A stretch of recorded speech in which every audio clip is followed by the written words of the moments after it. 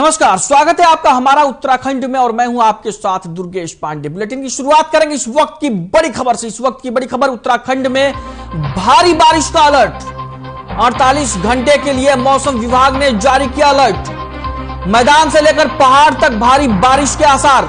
ऊंचाई वाले इलाकों में भारी बर्फबारी की चेतावनी। 48 घंटे के लिए मौसम विभाग ने जारी किया अलर्ट। मैदान से लेकर पहाड़ तक भारी बारिश के आसार। ऊंचाई वाले इलाकों में भारी बर्फबारी की चेतावनी। 48 घंटे के लिए मौसम विभाग ने जारी किया अलर्ट। उत्तराखंड में भारी बारिश का अलर्ट। 48 घंटे के लिए मौसम विभाग ने जारी किया अलर्ट। मैदान से लेकर पहाड़ तक भारी बारिश के आसार। ऊंचाई वाले इलाकों में भारी बर्फबारी के आसार। 48 घंटे के लिए मौसम विभाग ने जारी की चेतावनी। उत्तराखंड में भारी बारिश का अलर्ट। 48 घंटे के लिए मौसम विभाग ने जारी किया अलर्ट। मैदान से लेकर पहाड़ तक भारी बारिश के आसार। ऊंचाई वाले इलाकों में भारी बर्फबारी की चेतावनी। 48 घंटे के लिए मौसम विभाग ने जारी किया अलर्ट। उत्तराखंड में भारी बारिश का अलर्ट। वहीं पौड़ी में अंकिता भंडारी हत्याकांड पर अंकिता भंडारी की मां ने अब सीएम पुष्कर सिंह धामी को डीएम के माध्यम से पत्र भेजा है। इस पत्र में अंकिता की मां ने डीजीसी जितेंद्र रावत के बजाय इस केस की पैरवी अन्य किसी भरोसेमंद क्रिमिनल ऑफेंस के वकील से कराने की मांग उठाई है। दरअसल सरकार द्वारा हाईकोर्ट के निर्देश के बाद डीजीसी जितेंद्र सिंह रावत को इस केस की पैरवी के लिए विशेष लोक अभियोजक नियुक्त किया गया था, लेकिन अंकिता के परिजन इस केस की पैरवी जितेंद्र रावत के बजाय अन्य वकील से कराना चाहते हैं। ऐसे में मजबूत पैरवी के लिए वकील बदलने की मांग अंकिता की मां ने सीएम धामी से की है।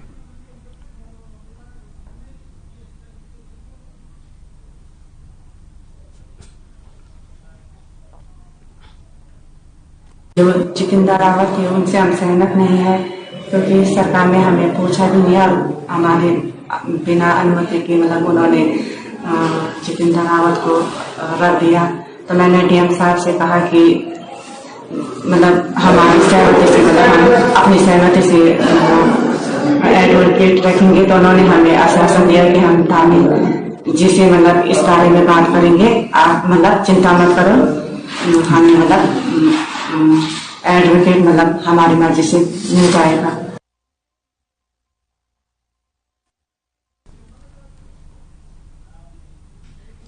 उत्तराखंड में अब अवैध रूप से गौ परिवहन और गौ तस्करी करने वालों की खैर नहीं है, क्योंकि उत्तराखंड के डीजीपी अशोक कुमार ने गौ तस्करी में लिप्त अभियुक्तों पर गौवंश संरक्षण अधिनियम के तहत गैंगस्टर एक्ट लगाने के निर्देश दिए हैं। यानी प्रदेश में जो भी व्यक्ति गौवंश से संबंधित पशु की तस्करी में संलिप्त पाया जाता है उस पर अब गैंगस्टर एक्ट के तहत कार्रवाई की जाएगी। डीजीपी ने इस आदेश के बाद अब पुलिस को भी सावधानी बरतनी होगी, क्योंकि जिस राज्य में गौरक्षा को लेकर जितना सख्त कानून है उस राज्य में भीड़ द्वारा हत्याओं के मामले में भी उतनी ही बढ़ोतरी देखी जाती है। ADG law and order V Murugesan का कहना है कि डीजीपी के आदेश के बाद सभी 13 जनपदों की पुलिस को इस एक्ट के तहत कार्रवाई करने के आदेश जारी कर दिए गए हैं। वहीं इस फैसले को लेकर हिंदू संगठनों ने खुशी जाहिर की है, तो भाजपा ने इसे सरकार की ऐतिहासिक उपलब्धि बताया है। भारतीय जनता पार्टी के प्रवक्ता नवीन ठाकुर ने कहा कि प्रदेश में इस एक्ट के लागू होने से गौ तस्करी जैसे मामलों में कमी आएगी, जिसके लिए हम धामी सरकार का धन्यवाद करते हैं।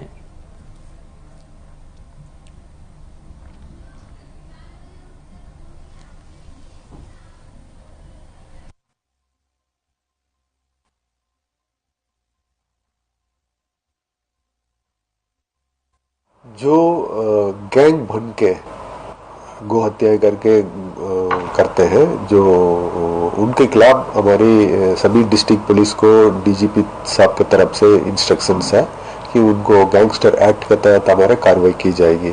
जो गिरोह बना के अपना इस काम में इलीगल एक्टिविटी में जो सम्मिलित होते हैं उनके खिलाफ गैंगस्टर एक्ट लगाई जाएगी। उत्तराखंड में भी अब गो तस्करों पर सख्त कार्रवाई करेगी उत्तराखंड पुलिस। उत्तराखंड में जो अवैध परिवहन में और गो तस्करी में गुट बनाकर काम करने वाले असामाजिक तत्व हैं, गुंडे लोग हैं, ऐसे बदमाशों के खिलाफ, गुंडे तत्वों के खिलाफ उत्तराखंड पुलिस सख्त कार्रवाई करने जा रही है और गैंगस्टर एक्ट के तहत अब इन सभी गो तस्करों के खिलाफ कार्रवाई होगी।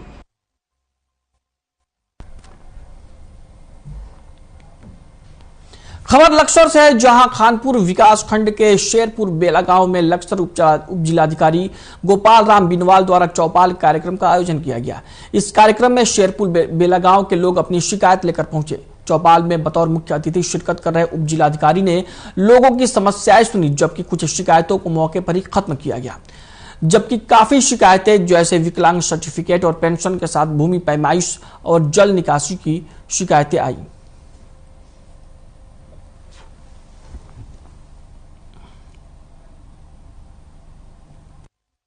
शेरपुर बेला में चौपाल का आयोजन किया गया था। शेरपुर बेला जो लगभग यहाँ से काफ़ी दूरी पर खानपुर विधानसभा क्षेत्र में है और यूपी से लगा हुआ क्षेत्र भी है और अनुसूचित जाति बाहुल्य गांव है। तो इन सभी चीज़ों को लेकर के वहाँ पर एक चौपाल का आयोजन किया गया। वहाँ पर जो जन समस्याएं थी उनको सुना गया और जो समस्याएं मौके पर निस्तारण होनी थी उनका मौके पर निस्तारण किया गया। लगभग सभी विभागीय अधिकारी मौके पर उपस्थित थे और विस्तार पूर्वक चाहे पेंशन की समस्या हो, राशन वितरण से संबंधित हो, भूमि से संबंधित हो, सभी प्रकरणों पर सुना गया।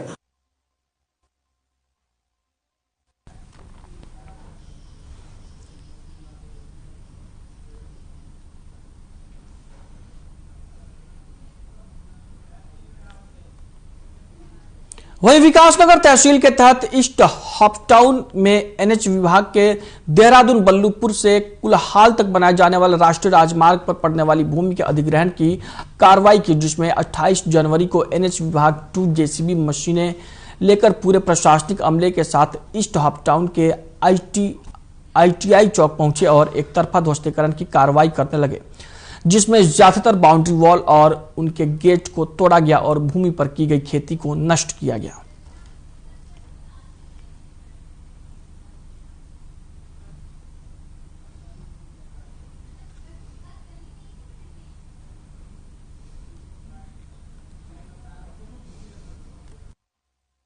देखिए, सर्वप्रथम तो मैं यही कहना चाहूँगा, जिस तरह से ये आज सुबह 11 बजे के लगभग एनएच की टीम और तहसील विभाग की टीम और जेसीबी वगैरह जो 2-3 पहुंची और आते ही उन्होंने बिना किसी को सूचना दिए तोड़फोड़ शुरू कर दी। जितनी बाउंड्री थी लोगों की, गेट लगे हुए थे, आज सर्वप्रथम इन्होंने सबसे पहले उन्हें तोड़ना शुरू किया और उन्हें तोड़ने के जिस समय लोग वहाँ पर धीरे धीरे जैसे जिसे सूचना मिलती रही कि यहाँ पर ऐसे कोई कार्रवाई चल रही, उस ब्याप पे लोग पहुंचते रहे। तो बाद में फिर वहाँ विरोध भी हुआ कि पहले हमें कोई सूचना तो दीजिए, आपने नोटिस नहीं दिया, कुछ नहीं दिया, और आप अब ये कैसे साबित करेंगे कि कौन सी जमीन किसकी थी। खटीमा के सुरई रेंज के जंगल में घास काटने गए युवक को बाघ ने अपना निवाला बना लिया। वन विभाग की टीम ने घटनास्थल पहुंचकर लगभग 10 राउंड फायरिंग कर बमुश्किल बाघ को भगाकर युवक के शत-विशत शव को कब्जे में लेकर पोस्टमार्टम के लिए भेजा। बाघ ने युवक का एक हाथ खाया और गर्दन में गहरे जख्म के निशान मिले। वन विभाग की टीम ने लगभग 10 राउंड फायरिंग कर बमुश्किल बाघ को भगाकर युवक के शव को बरामद किया। वन विभाग टीम ने युवक के शव को कब्जे में लेकर पोस्टमार्टम के लिए भेज दिया है। युवक की मौत के बाद परिजनों में कोहराम मचा हुआ है।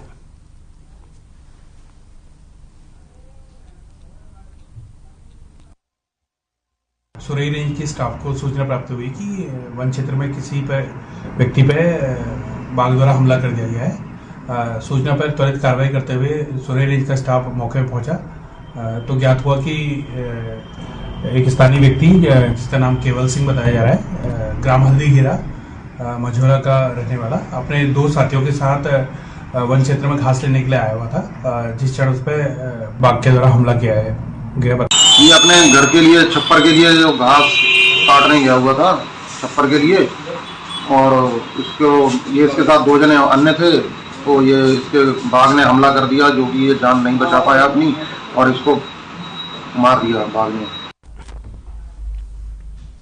खबर विकासनगर से, जहां पुलिस ने अवैध स्मैक के साथ एक स्मैक तस्कर को गिरफ्तार किया है। आपको बता दें कि धर्मावाला पुलिस चौकी प्रभारी भरत सिंह रावत ने बताया कि पुलिस टीम ने शिमला बाईपास रोड प्रतीतपुर शिव मंदिर के पास आकस्मिक चेकिंग की, जिसके दौरान आरोपी समीम को 14 ग्राम स्मैक के साथ गिरफ्तार किया गया है, जिसकी कीमत 1,40,000 रुपये आंकी गई है। आरोपी के खिलाफ एनडीपीएस एक्ट के तहत मुकदमा दर्ज किया गया है और आगे की कार्रवाई की जा रही है।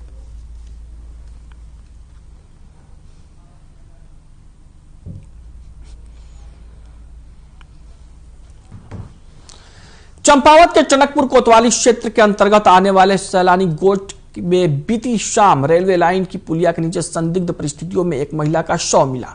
महिला की आयु लगभग 25 से 30 साल के बीच है। अभी मृतक महिला की पहचान नहीं हो सकी है। पुलिस द्वारा फॉरेंसिक टीम को बुलाकर मौके से सबूत जुटाने का प्रयास किया गया। पुलिस के द्वारा शव को कब्जे में लेकर पंचनामा भरकर पोस्टमार्टम के लिए भेज दिया गया है।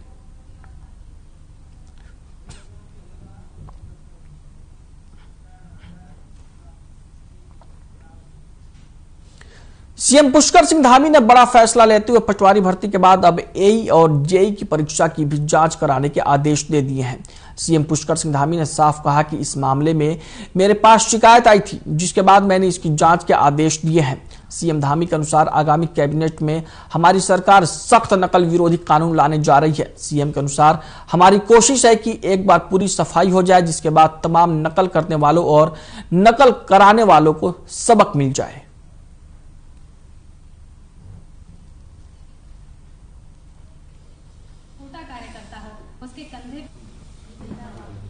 महिला मोर्चा द्वारा जोशीमठ के पुनर्वास के लिए और जोशीमठ की सहायता के लिए, जोशीमठ के लोगों के लिए हम लोग प्रतिबद्ध हैं। माननीय प्रधानमंत्री मोदी जी के नेतृत्व में, उनके मार्गदर्शन में लगातार हम लोग वहाँ की रोज मॉनिटरिंग कर रहे हैं। मैं रोज वहाँ की मॉनिटरिंग में भाग लेता हूँ, डेली की डेली रिपोर्ट लेता हूँ और 8 संस्थान वहाँ पर काम कर रहे हैं।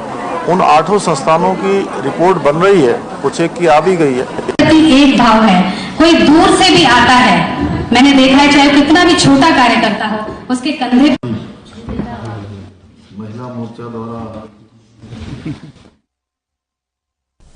उत्तराखंड में सरकारी नौकरियों में राज्य की महिलाओं को 30% क्षैतिज आरक्षण देने पर बीजेपी महिला मोर्चा और अलग अलग संगठनों की महिलाओं ने मुख्यमंत्री पुष्कर सिंह धामी को धन्यवाद दिया। दरअसल उत्तराखंड में साल 2013 में हाईकोर्ट ने पूर्व में लागू 30% महिला क्षैतिज आरक्षण पर रोक लगा दी थी, जिसके बाद राज्य सरकार ने सुप्रीम कोर्ट जाकर इस मामले में मजबूत पक्ष रखा, जिस पर सुप्रीम कोर्ट ने हाईकोर्ट की लगी रोक हटाकर महिला आरक्षण को एक बार फिर से हरी झंडी दे दी है। मुख्यमंत्री पुष्कर सिंह धामी ने 30% महिला क्षैतिज आरक्षण लागू होने पर प्रदेश की महिलाओं को बधाई देते हुए कहा कि उत्तराखंड गठन से लेकर अब तक महिलाओं की भूमिका अग्रणी रही है। ऐसे में 30% आरक्षण उन महिलाओं का हक है। वहीं बीजेपी महिला मोर्चा की अध्यक्ष आशा नौटियाल ने कहा कि राज्य सरकार के इस फैसले से प्रदेश की महिलाओं को लाभ मिलेगा।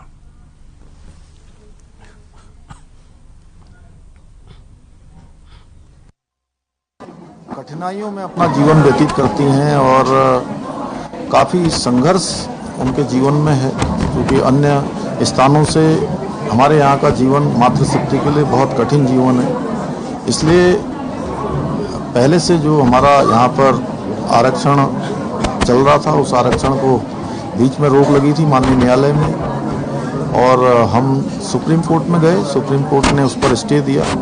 हमने तय किया कि अपनी मातृशक्ति के हित में माताओं बहनों को आगे लाने के लिए, अपनी बेटियों को आगे लाने के लिए हम इस पर विधेयक लाएंगे। हम विधेयक लेकर आए और अभी 30% का आरक्षण सुनिश्चित हो गया है। महामहिम गवर्नर साहब ने भी उसमें अपनी स्वीकृति प्रदान की है। मैं राज्यपाल महोदय का भी धन्यवाद करता हूं अपनी मातृशक्ति को। देखिए, आज बहुत महत्वपूर्ण दिन है सभी महिलाओं के लिए, मातृशक्ति के लिए, यहाँ की बेटियों के लिए। आज हमारे यशस्वी मुख्यमंत्री जी ने यहाँ पर आकर के हमने उनका धन्यवाद किया। उन्होंने विधानसभा में 30% आरक्षण महिलाओं को देकर विधानसभा से विधेयक पास करके यहाँ की बेटियों के उज्जवल भविष्य का रास्ता प्रशस्त किया है। जो हमारी बेटियां शिक्षा के क्षेत्र में आगे बढ़ना चाहती हैं, उनका भविष्य और प्रशस्त हो और आगे हो।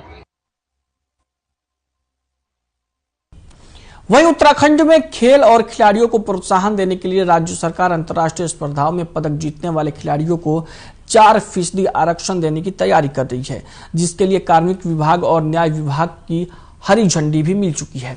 अब राज्य सरकार मंत्रिमंडल की बैठक में इसको लेकर प्रस्ताव लाएगी, जिसके बाद उत्तराखंड में भी हरियाणा की तर्ज पर अंतर्राष्ट्रीय स्पर्धाओं में पदक जीतने वाले खिलाड़ियों को 5400 ग्रेड पे वाली नौकरियों में नियुक्तियां दी जा सकेंगी। मुख्यमंत्री पुष्कर सिंह धामी ने कहा कि राज्य में जो खेल कोटा बंद हुआ था उसको सरकार खोलने जा रही है। खिलाड़ियों के लिए भी हमने जो खेल कोटा बंद हो गया था उस खेल कोटा को भी 4% का पुनः हमने प्रारंभ करने का संकल्प लिया है। 22 अप्रैल से उत्तराखंड राज्य में चार धाम यात्रा का आगाज हो जाएगा, जिसकी शुरुआत गंगोत्री यमुनोत्री के कपाट खोलने से की जाएगी। 22 अप्रैल को गंगोत्री और यमुनोत्री के कपाट खोले जाएंगे और बाबा केदारनाथ के कपाट 26 अप्रैल को खोल दिए जाएंगे और अंत में बद्रीनाथ धाम के कपाट 27 अप्रैल को खोले जाने की घोषणा हुई है। वहीं बीजेपी के प्रदेश महामंत्री आदित्य कोठारी ने कहा कि पिछले साल 50 लाख यात्रियों ने चारों धाम के दर्शन किए थे और इस बार और अधिक संख्या में यात्री चारों धाम के दर्शन कर पाएंगे। इसके लिए सरकार हर एक सुविधा मुहैया करवाने में जुटी हुई है। दूसरी तरफ मुख्य विपक्षी पार्टी कांग्रेस के प्रदेश उपाध्यक्ष सूर्यकांत धस्माना ने सरकार पर निशाना साधते हुए कहा कि चार धाम यात्रा का मुख्य पड़ाव जोशीमठ है, जो इस समय खतरे की जद में है। जहां पर बद्रीनाथ जाने वाला मुख्य मार्ग पूरी तरीके से क्षतिग्रस्त है। सरकार को चाहिए कि चार धाम यात्रा की तैयारियों को दुरुस्त करे। बद्रीनाथ जो है वो जोशीमठ है और बद्रीनाथ धाम जाने वाला और बॉर्डर में जाने वाला एकमात्र रास्ता जोशीमठ में जिस प्रकार के हालात हैं, सरकार उस पर काम करने की बजाय प्रचार कर रही है चार धाम यात्रा का। भाई चार धाम यात्रा हमारी लाइफ लाइन है, उसका प्रचार प्रसार होना चाहिए, लेकिन चार धाम यात्रा जहां होती है वो पूरा क्षेत्र इस समय खतरे की जद में है। जोशीमठ के अलावा कर्णप्रयाग, रुद्रप्रयाग तमाम जगहों पे खतरे की घंटी बज रही है। सरकार आंखें मूंदे पड़ी है। जिस प्रकार से रैणी में आपदा आने के बाद सरकार ने आंख में पट्टी बांध ली थी।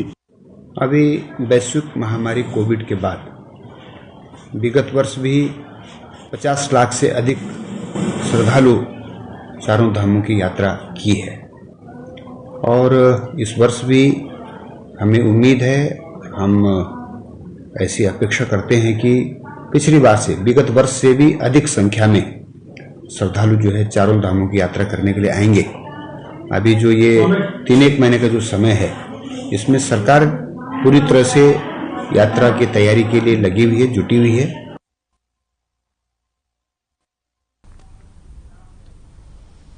कांग्रेस नेता सूर्यकांत धस्माना ने प्रेस वार्ता की। इस दौरान उन्होंने कहा कि पिछले 135 दिनों से कन्याकुमारी से भारत जोड़ो यात्रा शुरू हुई थी। यात्रा जम्मू में अंतिम चरण में है। यात्रा का सकारात्मक असर दिख रहा है। भारत जोड़ो यात्रा अनेकता में एकता की मिसाल है। समाज के सभी वर्ग के लोगों ने सकारात्मक भागीदारी निभाई। कश्मीर में यात्रा के दौरान सुरक्षा के इंतजामात किए गए हैं। साथ ही उत्तराखंड के 100% परिवारों तक पहुंचने का लक्ष्य लेकर हाथ से हाथ जोड़ो यात्रा शुरू की गई है। आजादी से लेकर अब तक का सबसे बड़ा आउटरीच कार्यक्रम है ये और हाथ से हाथ जोड़ो यात्रा महात्मा गांधी को 30 जनवरी को श्रद्धासुमन अर्पित किए जाएंगे। मानव श्रृंखला बनाकर हाथ से हाथ पकड़कर कांग्रेस कार्यालय से महात्मा गांधी की प्रतिमा तक पहुंचकर महात्मा गांधी को श्रद्धासुमन अर्पित करेंगे।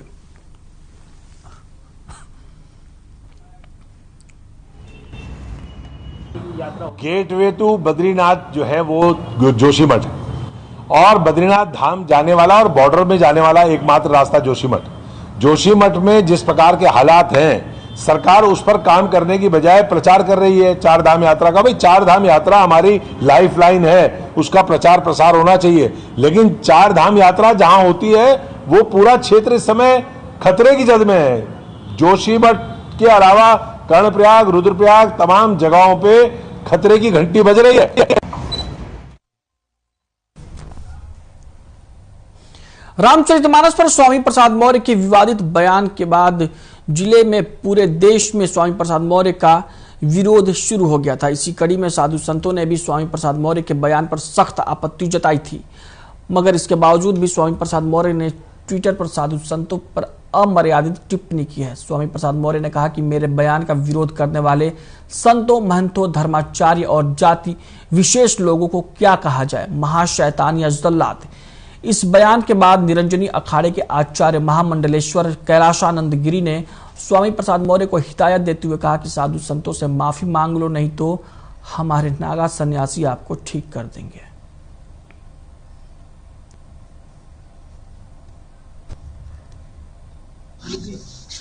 पहले उन्होंने रामचरितमानस के ऊपर, अब भारतीय अस्मिता के धरोहर, भारतीय परंपराओं के धरोहर साधु संतों पर अंगुली उठाया है।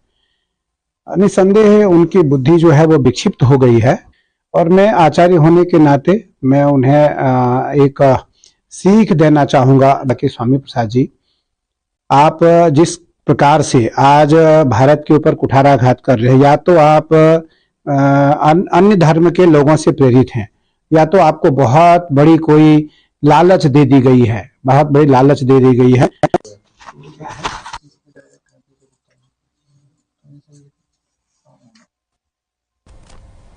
खबर विकासनगर तहसील क्षेत्र से है, जहां कृषि भूमि पर बड़े पैमाने पर अवैध प्लॉटिंग कर बिना डायवर्जन के खरीद फरोख्त करने का गोरख धंधा तेजी से पनप रहा है। आपको बता दें कि NH 72 पर खुशालपुर क्षेत्र में पेट्रोल पंप के सामने भूमाफिया द्वारा एक 25 बीघा कृषि भूमि पर बड़ी बड़ी सड़कें बनाकर अवैध प्लॉटिंग कर प्लॉट्स को ऊंचे ऊंचे दामों में बेचा जा रहा है। जिसकी सूचना जिलाधिकारी देहरादून को मिली तो वहीं लगातार अवैध प्लॉटिंग और अतिक्रमण के विरुद्ध कार्रवाई की, जिसके बाद भूमाफियाओं में हड़कंप मच गया।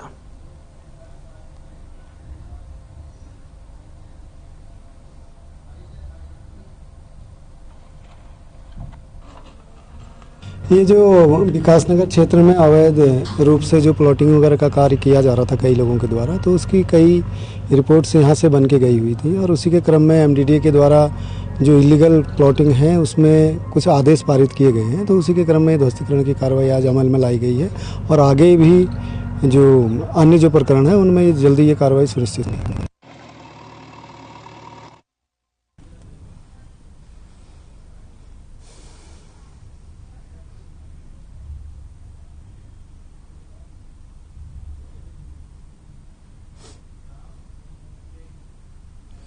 बुलेटिन में फिलहाल के लिए इतना ही। मुझे दीजिए इजाजत। नमस्कार।